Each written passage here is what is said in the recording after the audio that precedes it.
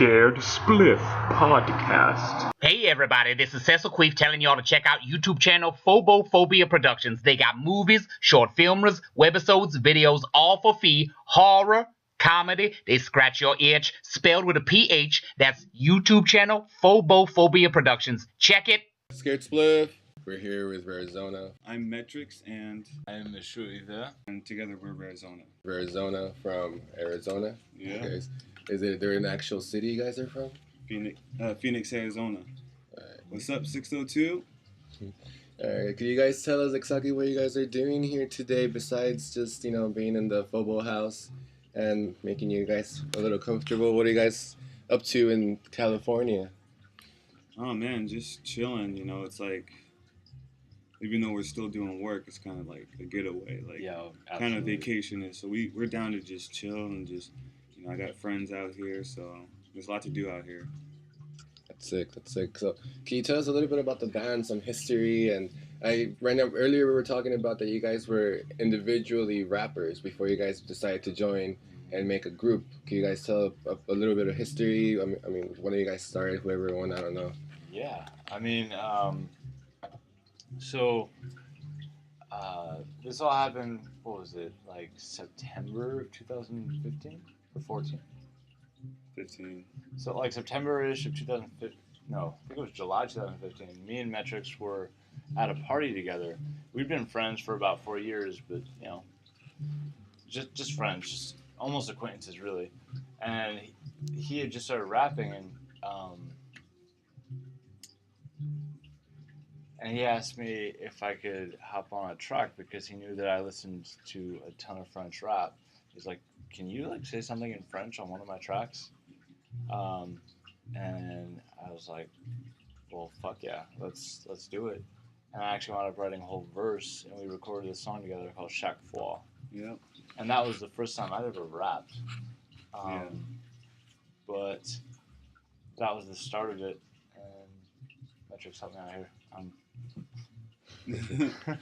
Yeah, that was the start of it. We worked together a couple years, and then early last year we talked about forming RareZona, and it's only been several months that we've taken it as seriously as a group together.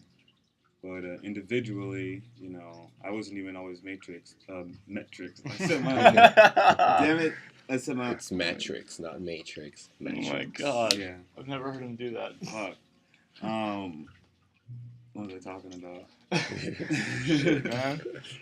Oh yeah, before I was Metrics, I was Illustrator, and that name was just too much for me to handle. So Metrics was no one could spell it. He spelled it wrong. He couldn't spell it. Yeah, I spelled it wrong on Facebook on my fan page, and I didn't notice like a week or two later. I was like, "Fuck, it's Killstrata." I never noticed that. The collaboration was because we've been friends for so long, and then we started working together as RareZona, and we took everything very seriously. As a matter of fact, we had a group of 4 RareZona called Equipo Diamante, and there was one other rapper in it.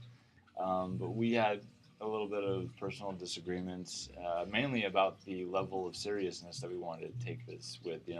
He wasn't quite as ambitious, I feel, like as we were, and so it caused a fracturing in the group.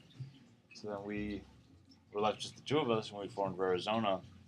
But we'd been featured on each other's solo projects so many times that everyone kind of just wanted us to form a group, or already thought we were a group, just because we were always, Right. It's almost like Andre 3000 and Big Boy, from Outkast. Except we kind of worked in the opposite order. We started as solo artists and we came together and formed RareZona because it was the natural evolution of things. Yeah.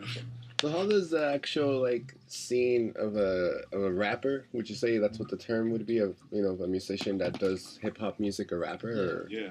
All right. Yeah. So what's the structure, the guideline for a rapper to start? Being a musician and being an actual entity or a self individual, and within that industry, within that core music structure. Because me, for instance, as a metal musician, I know that you join a band, you make a band, you do a demo, you book shows, and then from those shows you get other bigger shows and you start playing those. So is it the same setting as that, or? It can be, because I was in the metal scene too. What we did, we go, like you said, get a band together, play shows and create a demo or maybe an EP at first, and then that EP sometimes, most of the time, turns into the first full-length album.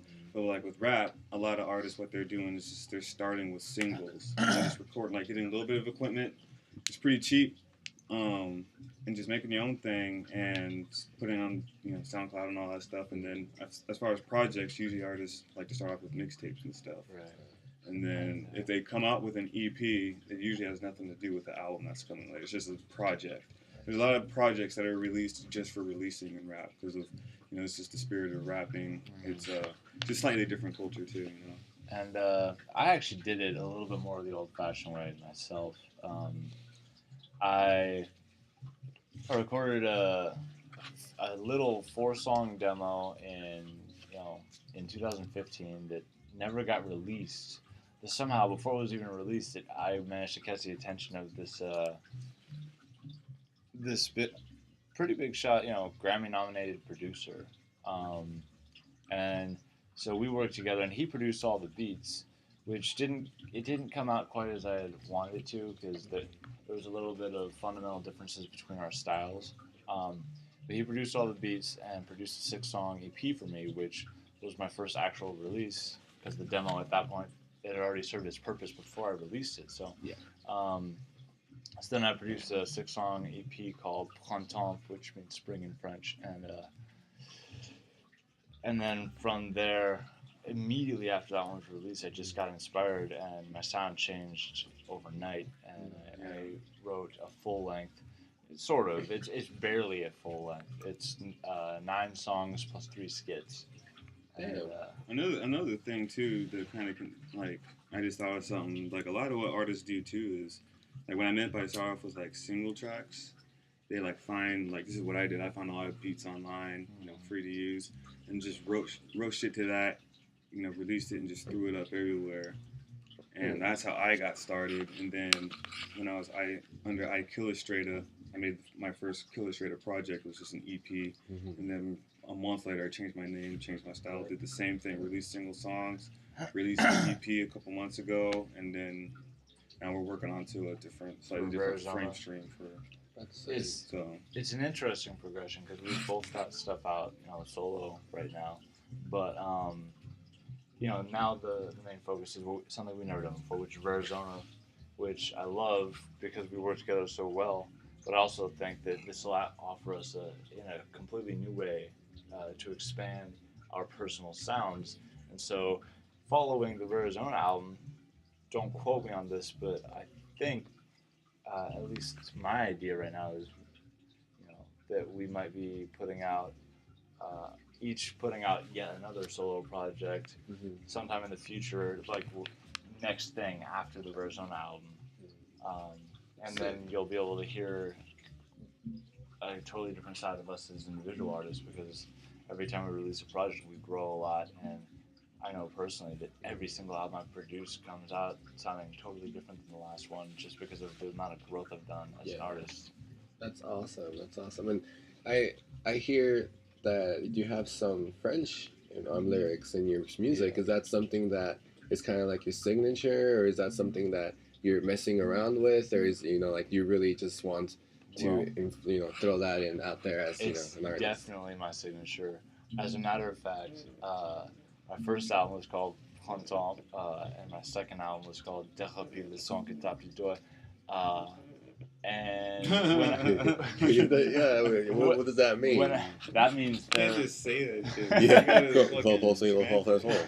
That means therapy, the 5 stages of grief. So nice. Since I explained that, I have to go into a little bit of personal history here. I'm going to try and keep it brief, but during the recording process of my first EP, I was dating a girl who I thought was the love of my life. We broke up during that period before the first album even came out. Then it came out. We were separated, and it caused me a lot of grief. I had to go through a very hard time personally, and so immediately after the first album came out, I was inspired to start writing again, and I was completely inspired by all the pain and emotional pain that I was going through after the breakup. So the whole second album came out, it's a concept album Mm. called Therapy: The 5 Stages of Grief, Yeah. and it's literally about, it's like this scene of a man walks into a therapist's office, and of course this man, quote unquote, from my story is the character Monsieur Yves, you know, me going through all this because it's a personal story. He walks into a therapist's office to discuss the pain that he feels over this breakup, over losing someone so close to him, and they wind up working him through the 5 stages of grief, Mm-hmm. you know, which is each. It was originally just going to be a 5-song EP, one Yeah. for each stage, but then I just wrote as I felt it, and some stages I needed to write 2 full songs just for that one stage. And then I came up with this idea to add the skits in because it allowed me to explore something I'd never done before, which is just creating a scene using only words and voices, That's awesome. but not in a song and with no beat. And we got to use special effects and actually make it sound like you're in a therapist's office and like there's traffic outside. It's like, it was really cool to experiment with that, but it turned into 9 songs to cover the 5 stages of grief plus 3 skits, so it turned out to be a full 12-track album. Holy shit! And where could we find that? Because that sounds like something I would love to listen to. You know, like. Well, my music is all on pretty much everything. Like whatever music app you have, if you look up Monsieur Yves, or any of my albums. How do you spell that for us non? Monsieur Yves is spelled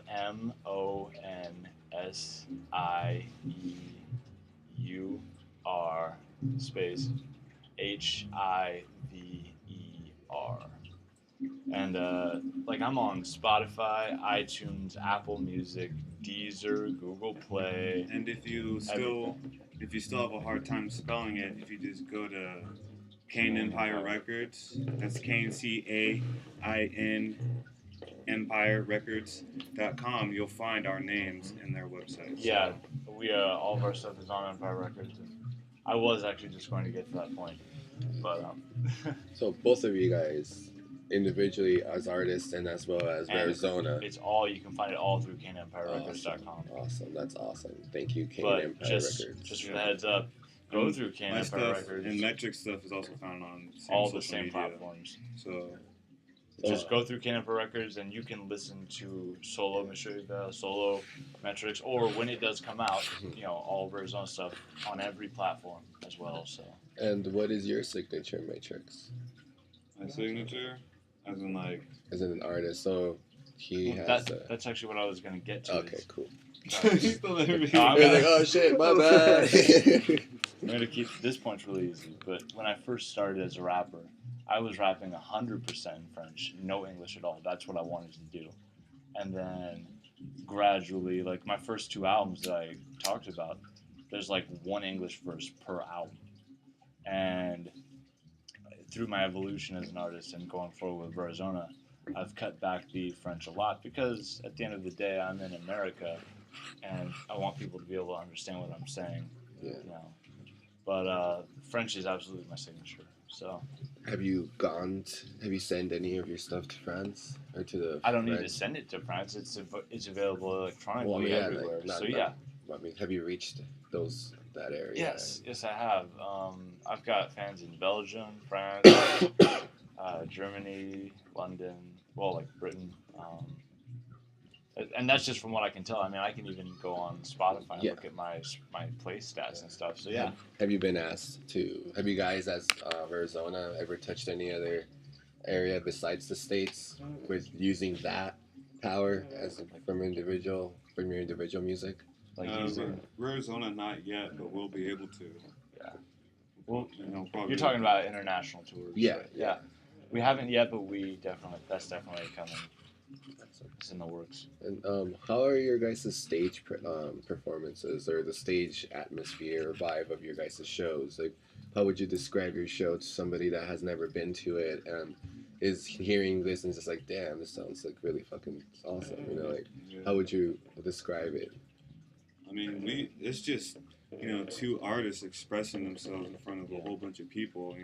That in and of itself is enough to make people go, okay, I don't really listen to rap, but these guys are brave, and it's just a fun atmosphere. You get lost in your music, and however that chooses to interpret itself to other people, they see it.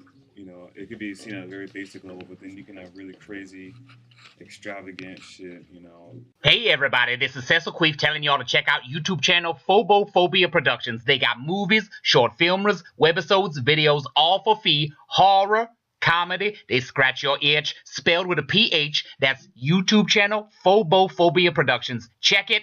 Sucking on a dick. You know, like it's not. You know, I've been to shows that felt like rock shows. So. And I think that it's to a certain extent the vibe that you get at our shows depends on the atmosphere of the venue and the type of people that are in it. As well. And honestly, sometimes we will actually alter our sets to more accommodate what type of venue we're playing and what type of audience we see, because we want to play the music. And we have such a diverse catalog. We want to play the music that will hit them the best, you know, that they'll really enjoy. But we do, and this is just an across-the-board thing in terms of stage presence, we do engage the audience quite a bit, you know. We've got songs with instructions literally in them, where we've got like a clapping section in the song, and then everyone in the audience starts clapping to the beat, or you know, we'll do audience calls from the stage in between songs, so everyone is engaged. I want to start doing mosh pits and stuff. Oh yeah, totally. That's only at a certain type of venue with a certain type of crowd. I want a circle pit going around. And there's an AZ that could be very possible. Oh man. Yeah, because there's a big metal scene out there. So, you all love rap, so it works. In this podcast, we basically talk about everything and anything, basically. So, what I wanted to ask, have you guys ever played at a venue or stayed at a hotel that you guys would say is haunted, or you guys felt a little, you know, weird presence in there that you guys wouldn't be able to explain? Not a show or not a venue or a hotel. I mean, if we're talking about some of the places I lived. Personally. We can go down that street. Yeah. If there's something, this is a time where, like, if you guys have any personal experiences of the paranormal or the out of the ordinary or occultic experiences, like, I would love to hear that. I think I have, you know, like, nothing's happened in a while, but I was going through a dark place, and at a time, and I don't know if it was in my head or what, but there'd be times where I'd be feeling like I get dragged out of my bed sometimes, or something's in there, I see shadows, and like hear footsteps around, and this was all places where I was living, so I was like, is this thing following me? And then I saw Paranormal Activity, the first one when it came out, I was like, that shit's too real, like, and I couldn't sleep for like a week. Oh man. Now, there are other issues I've dealt with in my sleep, like sleep paralysis, you know, I thought that was demonic stuff. I've had outside experiences, but anywhere else, not really. I mean, sometimes if I'm driving in my car alone at night, something's reflecting in the back, I might think something's going on, but I definitely felt that presence, that it's like almost impending doom. Yeah. Like you feel like a chill, and you just feel something there, and it's just like the uttermost sense of helplessness you've ever felt in your life. And then it goes away, and then you just can't stop thinking about it. That shit's happened to me too many times. But, yeah. Nice music back there. It's just like, I was trying not to laugh when you were doing that shit. I was like, no. I didn't even realize when I started. It just kind of creeps up. We also asked this question that we think nobody has also never really asked in the podcast or would ever want to ask. But let's see what you guys' take on it in between Star Wars versus Lord of the Rings. And why? I love Lord of the Rings. You're gonna. This question is fucking hilarious, because we were talking about how he doesn't fuck with any of that shit. And I was like, so what? I'm like, this is a really hard question for me to answer, because I don't. No, Star Wars, because I'm into future techie shit. I love side. That's like they both have a great story. They both have, you know, you can follow it, but it's just special effects. You know, I don't give a fuck. You know, at the end of the day, the story could be about shit, and it's special effects cool. I think if I had to Star Wars, I'd choose Star Wars. And I started watching as a kid, so personally, I just thought it was a cool movie when I was a kid. So I had sentimental value. I didn't see Lord of the Rings until I was 22. When I was a kid, I watched like I read a Really? bunch of books Yeah. and I watched a lot of movies, and it was all I went through a superior fantasy phase, everything fantasy, and so fantasy. I feel like that kinky type of fantasy too, yeah. So I went through that phase, and I burnt myself out on it so much. Like today I think if I had to watch one of them, I would go crazy trying to watch Lord of the Rings because I'd seen it a million times already. Yeah, I've been around like kind of nerded, like a lot of people Nerded consider out. me, and like I've been around those kids all my life, most of the time. So it's just like that kind of stuff. I think it's dope. Like I fuck with anime. I love anime, though. So I do. What's your favorite anime? Oh, Tokyo Ghoul. my first favorite anime was Fooly Cooly, but I think What about DBZ? I know what people are gonna say, but it is DBZ. Yes. DBZ is my all-time favorite. Like Dragon Ball, everything. Yes. Niggas fucking watch that shit too, and they don't want to admit it. Come on, guys. I see you. Alright, so we reached the point in the interview to where this is a time where you guys could say anything you want, promote yourselves all you guys want, plug in your friends, plug in your favorite restaurant, what the fuck ever you guys want to say. This is the time to say it, because this is the last thing we will hear from you guys until we meet again. Shouts out Waba Grill for hooking us up with that lunch yeah, today. that was dope. I'm happy to be doing this with my best friend. This music thing, meeting guys like you. I got to give it back to a lot God. of good people, man. I got to give it back to the Lord because He's the one that provided this, path for me. Second that. And Happy New Year's to everybody out there. Totally. And where can we find your music and merchandise? Anything you guys have, merch? I know you guys were mentioning stuff to me earlier, but we weren't recording, so what do you guys have? Well, you can go listen to all of our music at any social media outlet. Not social media.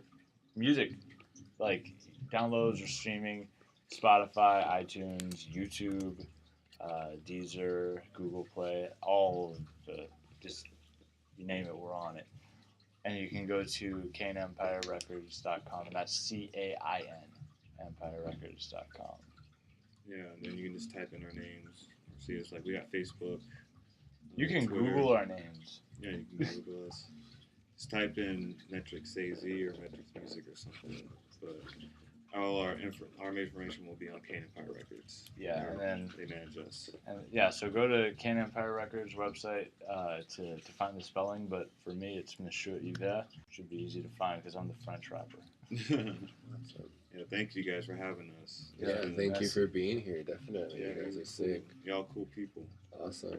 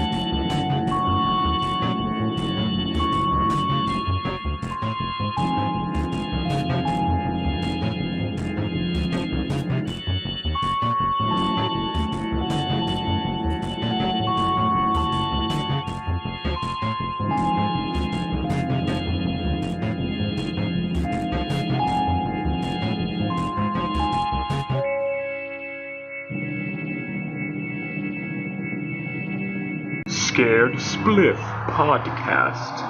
Cause the mic check was a right check for the tight set. Didn't make a move cause I didn't want to fight yet. Give yourself a wild bound. The man with a soul was a boy with a pain. Cause I threw a tight set.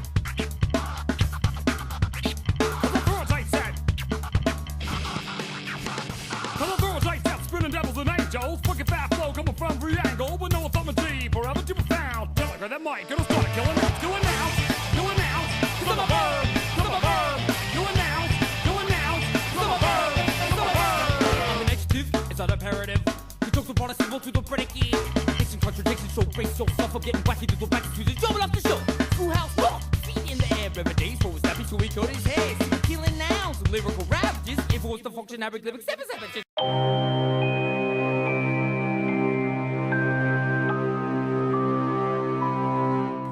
Who help me. Oh God, hear my prayer. At night I keep stretching out my hands to you, but my soul finds no comfort.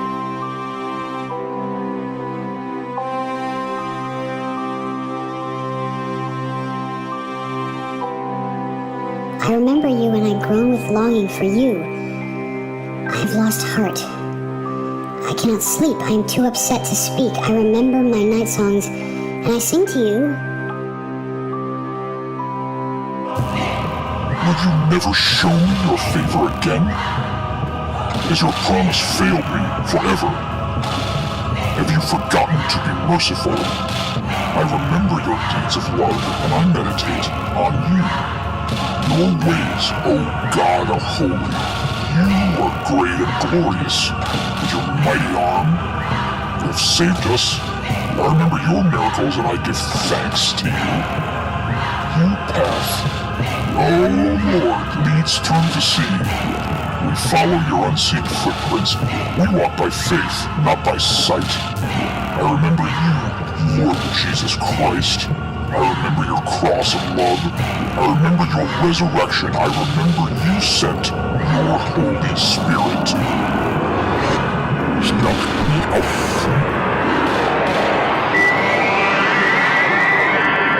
Oh, you have a lot to fear. Shh.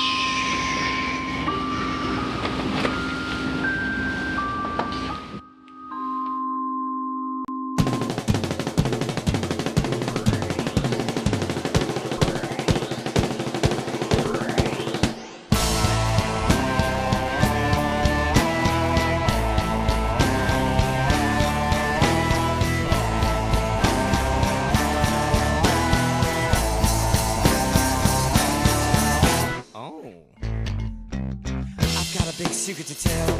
Some of you shamans will call me a tattletale, blabbing how you all can set sail on the supersonic interdimensional swell. Hieroglyphics of ancient history will show you all what you're about to see. With no knowledge of any physiology, they did it with one divine chemistry.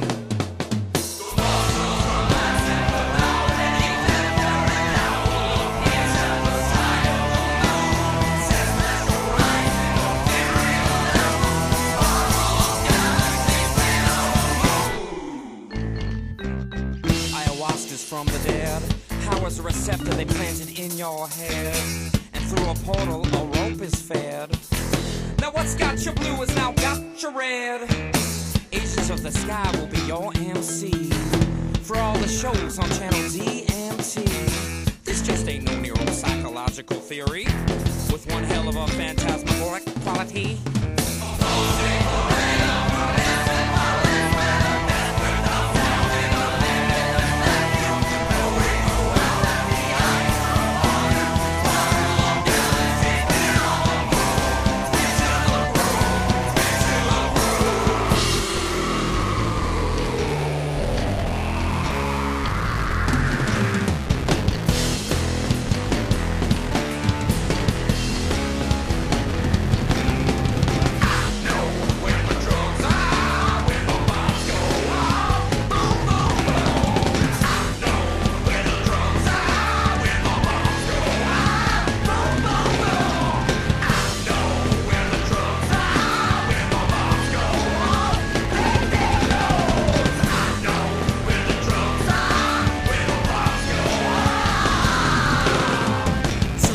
The sex is intense.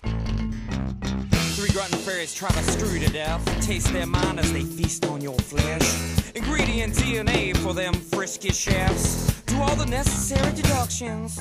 And it's the same story as alien abduction. Formulate these facts into the function. And witness the glory of the universe's construction. And while the drugs were made for mass consumption.